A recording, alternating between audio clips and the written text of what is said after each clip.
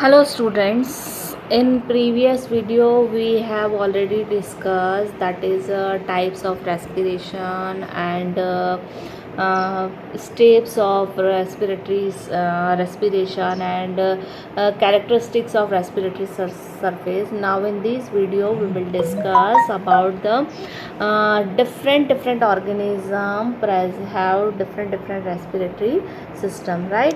So different organism present different respiratory organ, like firstly that is respiration process performed by a specific process. It means transfer of gases from one part to another part, that is called as simple diffusion. Right?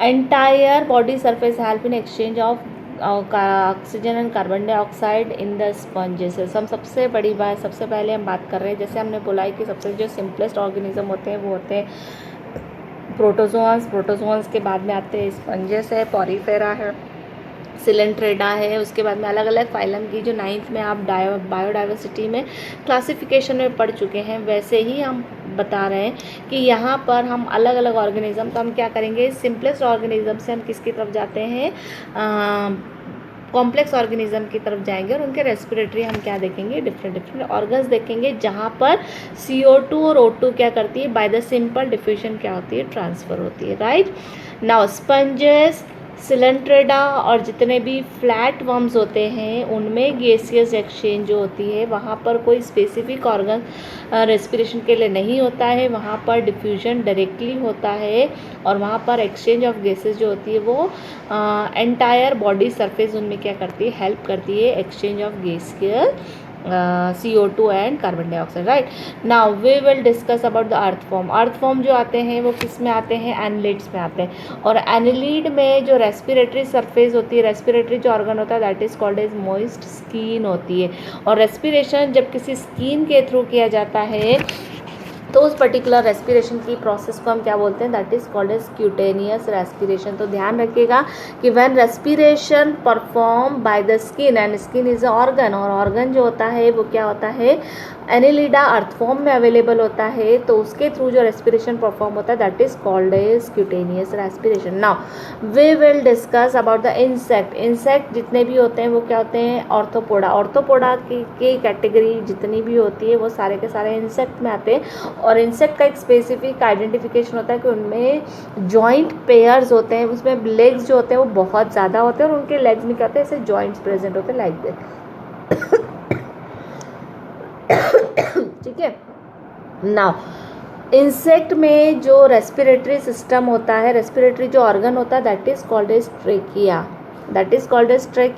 और trachea के through जो respiration होता है उस respiration process को हम क्या बोलते हैं, ट्रैकियल रेस्पिरेशन। एक्वेटिक जितने भी ऑर्थोपोडा होते हैं, मोलस्का होते हैं, जितने भी पानी में रहने वाले जो एनिमल्स हैं वो अपना रेस्पिरेशन गिल्स के थ्रू परफॉर्म करते हैं, और गिल्स के थ्रू जो रेस्पिरेशन होता है उनको हम बोलते हैं gills respiration, and it is also called as bronchial respiration. Right now terrestrial, land पे अवेलेबल पानी में रहने वाले जितने भी होते हैं वो किसके थ्रू करते हैं, गिल्स के थ्रू। जैसे फिशेस वगैरह जो होती है तो उनको हमने क्या कहा, gill respiration, it is also called as branchial respiration. Land पे रहने वाले जितने भी एनिमल्स होते हैं वो रेस्पिरेशन में उनका जो स्पेसिफिक ऑर्गन होता है that is called as lungs, और लंग्स के थ्रू जो रेस्पिरेशन होता है, लंग्स जो रेस्पिरेटरी ऑर्गन होता है वो किस किस में होता है, बर्ड्स में होता है, मैमल्स में, रेप्टाइल्स में, और उनमें वेल डेवलप्ड लंग्स होते हैं जिसके थ्रू उनमें रेस्पिरेशन का जो स्पेसिफिक ऑर्गन होता है वो क्या होता है, लंग्स होता है, और लंग के थ्रू जो रेस्पिरेशन प्रोसेस होती है उसको हम बोलते हैं pulmonary respiration. Right next amphibians में वो कैटेगरी आती है जो लैंड पे भी रह सकते हैं और वाटर में, मतलब उनका हाफ लाइफ साइकिल वाटर में होता है। जब वो लार्वल कंडीशन में होते हैं तो दे रिक्वायर्ड वाटर, और जब वो एडल्ट लार्वा फ्रॉग में कन्वर्ट हो जाए दे रिक्वायर्ड लैंड। राइट तो जब लार्वल कंडीशन में होती है तो they respire with help of lungs. Right और जो लंग्स रेस्पिरेशन होता है that is called as bronchial respiration और लंग रेस्पिरेशन। और जब वो एडल्ट हो जाते हैं तो उनमें लंग्स जो है वो जो गिल्स जो है वो लंग्स में कन्वर्ट हो जाते हैं, और लंग्स के थ्रू जो परफॉर्म करते हैं उनको हम क्या बोलते हैं, Gill respiration. Pulmonary respiration, right. तो हमने क्या बोला, एम्फीबियन जो रेस्पिरेशन करते हैं वो मॉइस्ट स्किन के थ्रू भी करते हैं, गिल्स के थ्रू भी करते हैं और एज वेल एज लंग्स के थ्रू भी, but condition is different, right. Now among all mammals जितने भी होते हैं वो सारे के सारे जो होते हैं उनमें रेस्पिरेटरी जो सिस्टम होता है वो कॉम्प्लेक्स होता है, वेल डेवलप होता है, राइट। नाउ ह्यूमन मैमल में भी अब हम डिस्कस करेंगे, because we are talking about the anatomy and histology of human, right? So we will discuss human respiratory system, and it is also called as pulmonary respiration because respiration performed by lungs, and this is called as pulmonary respiration, right? Now respiration system is the system in human body that enable us to breathe. क्या होता है respiratory system? क्या होता है जो हमें breathe करने में क्या करता है, सपोर्ट करता है। अच्छा, ब्रीथ मीन्स क्या होता है, इनहेलेशन एंड एक्सहेलेशन। तो the act of breathing include, अब उसमें ब्रीदिंग में क्या क्या इंक्लूड होता है, that is inhaling and exhaling. भाई ऑक्सीजन को अंदर लेना is called as inhaling, carbon dioxide को रिमूव करना that is called as exhalation, right. Absorption, body and absorption of oxygen from the air in order to produce energy. भाई हमने CO2 को exhale कर दिया, ऑक्सीजन को इनहेल कर दिया, बट ऑक्सीजन की प्रेजेंस में एनर्जी प्रोड्यूस कैसे होती है? तो इसका मतलब है कि intake of oxygen and outtake of carbon dioxide is called as breathing, but breathing is not a complete respiration जब तक कि वो एनर्जी प्रोड्यूस नहीं कर देता है। तो इसका मतलब क्या है कि भाई नोस्ट्रिल से लेके एनवायरनमेंट की ऑक्सीजन जो है वो हमारे कहाँ तक पहुँचती, लंग्स में पहुँचती, लंग्स से ब्लड में जाएगी और ब्लड से कहाँ पर जाएगी, सेल के माइटोकॉन्ड्रिया में जाएगी, जहाँ पर ग्लूकोज का ब्रेकडाउन होगा पायरुविक एसिड में और पायरुविक एसिड ब्रेकडाउन होगा ATP में, right. Now we will discuss respiratory characters क्या होते हैं। Lungs as a meets all respiratory character. भाई हमने क्या बोला था, हमने अभी स्पेसिफिक कैरेक्टर पढ़े थे रेस्पिरेटरी ऑर्गन के क्या होना चाहिए। तो उसमें सबके सब में जो रेस्पिरेटरी के, अभी हम पढ़ेंगे रेस्पिरेटरी सिस्टम में बहुत सारे ऑर्गन होते हैं, बट स्पेसिफिकली हमने रेस्पिरेटरी ऑर्गन को लंग्स को ही क्यों बोला है, क्योंकि वो सारे के सारे जो कैरेक्टर जो हमने पढ़े थे कि सरफेस एरिया जो रेस्पिरेशन की सरफेस के लिए जो कैरेक्टर चाहिए वो सारे के सारे कैरेक्टर किसको फुलफिल होते हैं, लंग्स के लिए फिटेड होते हैं। वाई? फर्स्ट हमने बोला था कि सबसे पहले उसकी जो मेम्ब्रेन होनी चाहिए वो क्या होना चाहिए, थिन होना चाहिए, एग्जैक्टली। लंग्स का जो एंड पार्ट होता है that is called as alveoli. Alveoli क्या होती है मैं बताऊंगी, वो ऐसे स्वेलअप बैलून लाइक स्ट्रक्चर होता है, वो बहुत थिन होती है और क्या होती है, जो किसकी बनी होती है, स्क्वैमस एपिथेलियल टिश्यू की बनी होती है, राइट। नाउ सेकेंड कैरेक्टर, जो लंग्स में एल्वोलाई होती है वो मॉइस्ट भी होती है, तो ये हमारा सेकंड कैरेक्टर था कि भाई जो सरफेस है वो मॉइस्ट होना चाहिए। तीसरा हमारा क्या था कि वहाँ पर ब्लड जो है वो सप्लाई रिच होना चाहिए, वहाँ पर बहुत सारी ब्लड कैपिलरीज होना चाहिए। तो एग्जैक्टली जो लंग्स का जो एल्वोलाई पार्ट है वहाँ पर सबसे ज़्यादा ब्लड कैपिलरीज होती है। नाउ नेक्स्ट कंडीशन हमारी क्या थी, कोई स्पेसिफिक पिगमेंट वहाँ पर प्रेजेंट होना चाहिए ताकि वो ऑक्सीजन और कार्बन डाइऑक्साइड के साथ क्या हो, कंबाइन हो। तो यहाँ पर एग्जैक्टली ब्लड है और ब्लड में क्या प्रेजेंट है, हीमोग्लोबिन प्रेजेंट होना चाहिए। और नेक्स्ट जो हमारा कैरेक्टर था कि भाई सरफेस एरिया जो है वो मैक्सिमम होना चाहिए। तो लंग्स में जो एल्वोलाई होती है वहाँ पर सरफेस एरिया भी क्या हो जाता है, लार्ज हो जाता है, बहुत एरिया। इसका मतलब सारे के सारे कैरेक्टर जो रेस्पिरेटरी सरफेस के लिए होना चाहिए वो लंग्स के लिए क्या होते हैं, फुलफिल होते हैं, right. That's why lung is a called as respiratory organ of the human. Now respiratory system in human, अगर हम ह्यूमन में रेस्पिरेटरी सिस्टम को बात करते हैं तो उसको जनरली 3 कैटेगरी में डिवाइड किया गया है। सबसे पहले है रेस्पिरेटरी ट्रैक।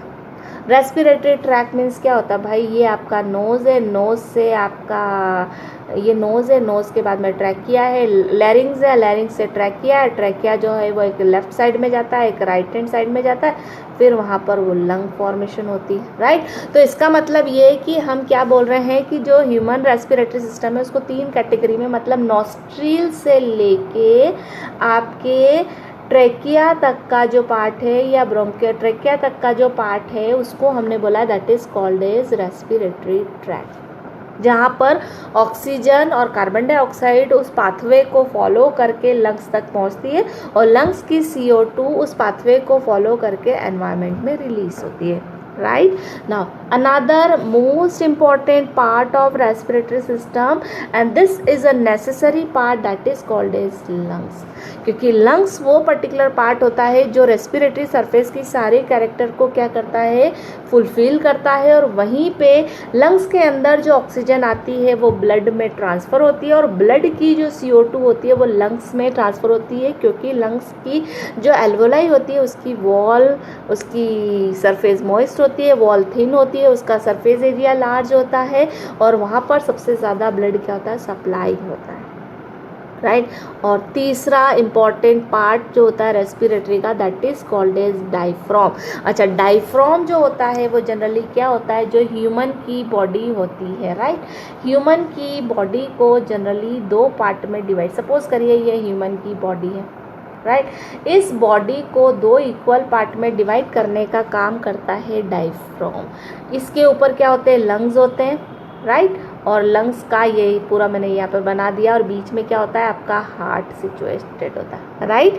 तो अपर वाला जो पार्ट होता है that is called as thoracic cavity, that is called as thoracic cavity. और थोरेसिक कैविटी जो होती है वो बॉडी का अपर बॉडी पार्ट होता है, और नीचे होती है एब्डोमिनल कैविटी, जिसमें आपका स्टमक है, आपका किडनी है, आपकी लीवर है, आपका यूटेरस, ये सारी चीज़ें क्या होती है, प्रेजेंट होती है। तो डायफ्राम जो होता है एक मस्कुलर फ्लैप्स, एक कर्टन होता है जो थोरेसिक कैविटी और एब्डोमिनल कैविटी को क्या करता है, डिवाइड करता है। और डायफ्राम का मेन काम होता है कि जब हम ब्रीदिंग करते हैं तो ब्रीदिंग में डायफ्राम जो है वो कॉन्ट्रैक्ट और रिलैक्स होता है, उसी के कारण आपके लंग का वॉल्यूम इंक्रीज और डिक्रीज होता है, जिसके कारण ऑक्सीजन क्या होती है, अंदर ट्रांसफ़र होती है, प्रेशर क्रिएट होता है, और ऑक्सीजन अंदर लंग्स तक पहुंचती है, और लंग्स की CO2 कहाँ जाती है, बाहर जाती है। तो मेन जो है वो डायफ्राम भी क्या करता है, इंपॉर्टेंट रोल प्ले करता है रेस्पिरेशन की ब्रीदिंग प्रोसेस परफॉर्म करने में, right. Now we will discuss, that is the first part of respiratory system, that is a respiratory tract. अब respiratory tract की अगर हम बात करते हैं तो this will be start from your nostril, this is the nostril, right। nostril से हम कहाँ पर जाते हैं, यहाँ पर, यहाँ से फिर हम कहाँ जाएंगे, आपके लंग्स में जाएंगे। तो सबसे पहले हम देखते हैं कि जो रेस्पिरेटरी ट्रैक होता है उसका फर्स्ट वाला पार्ट होता है that is called as external nares, this one. उसके बाद में नेज़ल चैम्बर, अंदर की साइड में नेज़ल चैम्बर होता है। उसके बाद में इंटरनल नेयर्स होते हैं जो यहाँ पर ओपन होते हैं। कभी भी आपने स्कल को देखा होगा तो जनरली ये हमारा पार्ट कार्टिलेज का बना होता है और ये बोनी पार्ट होता है। तो ये जो होता है this is called as nose, right. उसके बाद में होता है नेजोफेरिंक्स। यहाँ से आप लोग जब पीछे की साइड में ओपन करते हैं तो ये जो पोर्शन है ये पीछे की साइड में ओपन होता है, दैट इज कॉल्ड एज नेजोफेरिंक्स। और नेजोफेरिंक्स के बाद में यहाँ पर आपका एक पर्टिकुलर एंड होता है दैट इज कॉल्ड एज लैरिंग्स।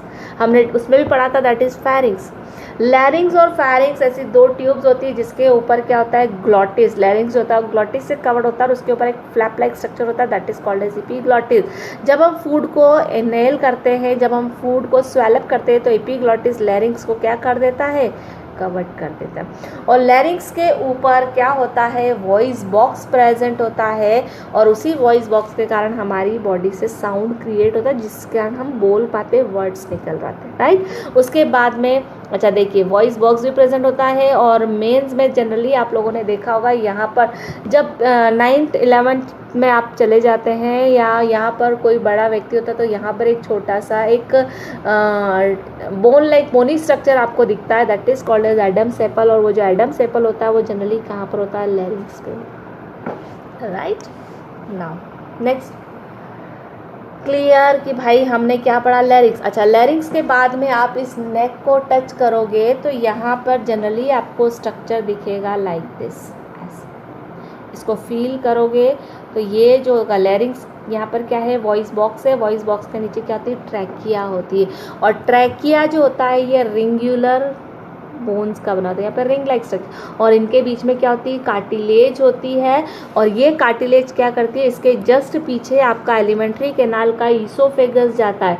तो अगर यहाँ पर ये रिंग नहीं होती और तो रिंग के कारण जो है आपका जो ईसोफेगस है वो कोलैप्स नहीं हो पाता है। तो इसीलिए ट्रैकिया जो होता है वो कैसा होता है, रिंगुलर स्ट्रक्चर होता है और उसके बीच में कार्टिलेज होती है जिसके कारण ईसोफेगस कोलेप्स नहीं होता है, राइट। ट्रैकिया, अच्छा ट्रैकिया के बाद में अगर मैंने बताया, यहाँ पर मैं डायग्राम बना रही हूँ, फिर से एक मैंने लंग का बनाया, ये मैंने बताया भाई ये मेरी नोस्ट्रिल है, ये मेरा ट्रैकिया है, ठीक है। अब ट्रैकिया फर्दर एक लेफ्ट साइड में जाता है और एक राइट साइड में जाता है, ठीक है। तो ट्रैकिया जब क्या होता है, एंड में 2 पार्ट में डिवाइड होता है, उस पर्टिकुलर पार्ट को हम बोलते हैं bronchi, that is called as bronchi. और ब्रोंकाई फिर क्या करती है, लंग्स में ओपन होती है। This is your right lungs and this is your left lungs, right.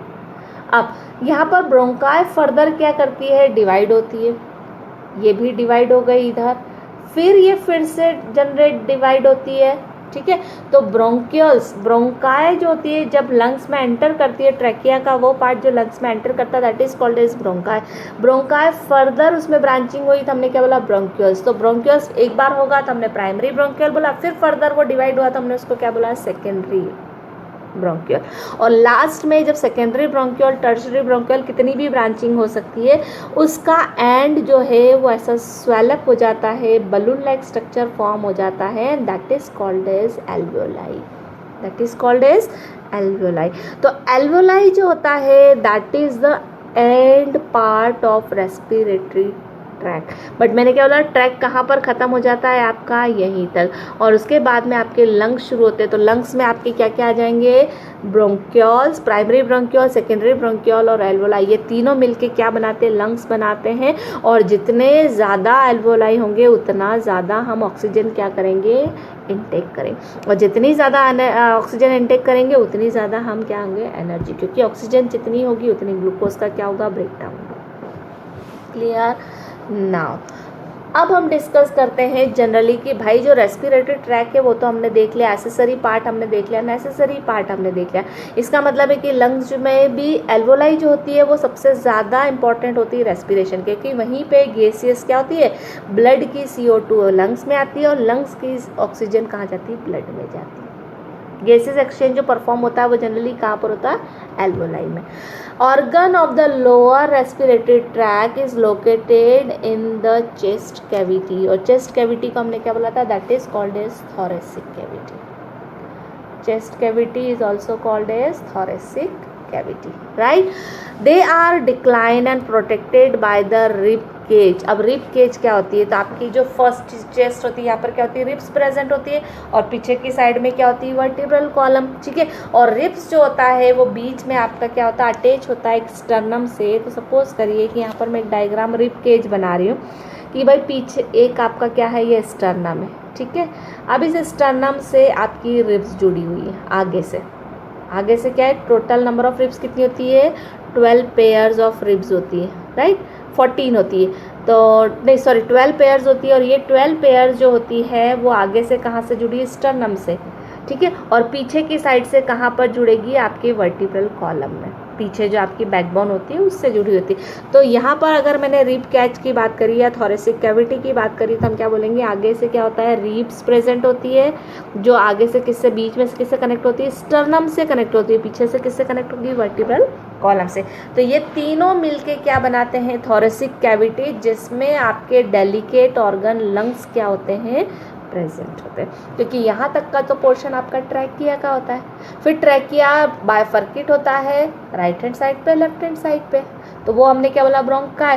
तो अभी हम किसकी बात कर रहे हैं, किसकी बात कर रहे हैं, चेस्ट वाले पार्ट की। हमने किसकी बात करी है, लंग्स जो होते हैं वो आपके कहाँ पर होते हैं, थोरेसिक के। पूरा का पूरा रेस्पिरेटरी ट्रैक नहीं होता, सिर्फ लंग्स वाला पर्टिकुलर पार्ट जो होता है वो थोरेसिक कैविटी में प्रेजेंट होता है, राइट।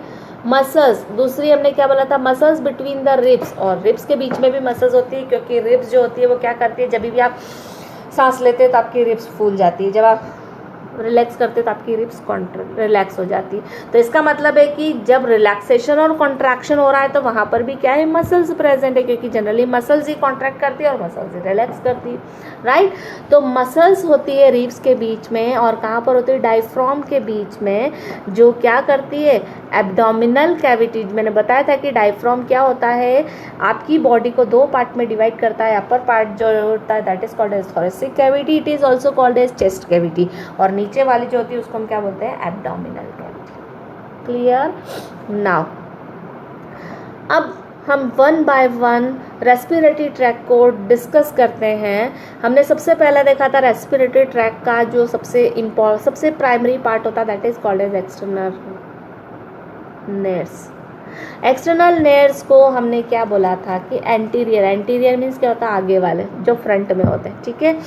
पोर्शन, इसको हम क्या बोलते हैं, नोस्ट्रिल भी बोलते हैं। एंटीरियर नेट्स ओपन होते हैं किसमें, नेजल कैविटी में। ये वाला जो पोर्शन है वो किसमें होगा, ये अंदर जो होती है नेजल कैविटी में होती है।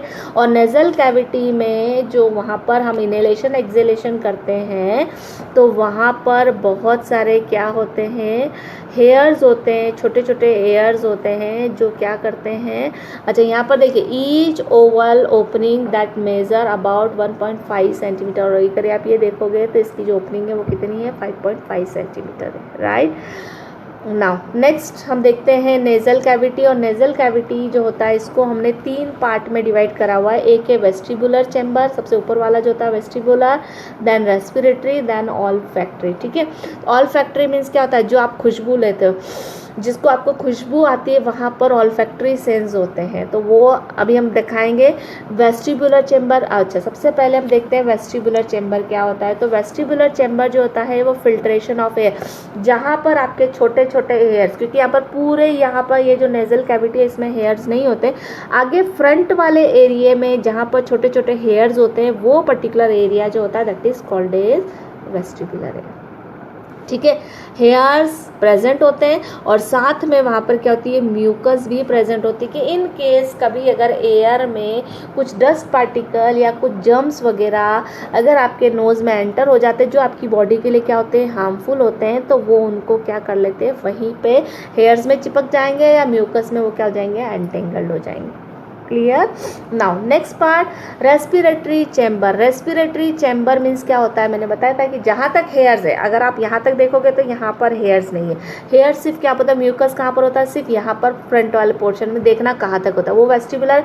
उसके जस्ट पीछे वाला जो पार्ट होता है, और वो वाला जो पार्ट होता है internal lined by the mucus and hair, और हाईली वेस्क्यूलर होता है। वेस्क्यूलर मीन्स क्या होता है, यहाँ पर सबसे ज़्यादा क्या होता है, वेस्क्यूलर ब्लड प्रेजेंट होता है। और ये जो नेज़ल होता है ये क्या कहता है, act as a air conditioner, क्योंकि आप लोग कभी भी देख रहे जब नाक से सांस छोड़ते हैं तो आपको गर्म फील होती है, राइट, बट जब बॉडी के अंदर जाती है तो वहाँ पर वो गैस कैसी होती है, ठंडी हो जाती है। तो वहाँ पर वो क्या करता है, एयर को बॉडी के अकॉर्डिंग क्या करता है, ठंडी और गर्म प्रोवाइड करता है, right. It brings air to particular temperature, और यहाँ पर वो एयर को एक पर्टिकुलर टेम्परेचर में क्या करता है, कन्वर्ट करता है, राइट। नाउ सिचुएशन 1, अगर हम ठंडी हवा को क्या करते हैं, इनहेल करते हैं, तो blood supply two membrane increase, क्योंकि यहाँ पर वेस्कुलर प्रेजेंट होता है। वेस्कुलर मीन्स क्या होता है, ब्लड होता है, और ब्लड क्या करता है, आपकी बॉडी के टेम्परेचर को मेंटेन करता है। तो वहाँ पर क्योंकि ब्लड, अगर आप ठंडी हवा लेते हैं और आपकी बॉडी में वो क्या कर सकता है, आपकी बॉडी को नुकसान कर सकता है, तो वहाँ पर जो नेजल चैम्बर में जो ब्लड कैपिलरीज है उसके टेम्परेचर को वो क्या कर लेती है, अपनी बॉडी में एब्जॉर्ब कर लेती है, जिसके कारण उसका टेम्परेचर बढ़ जाता है, राइट।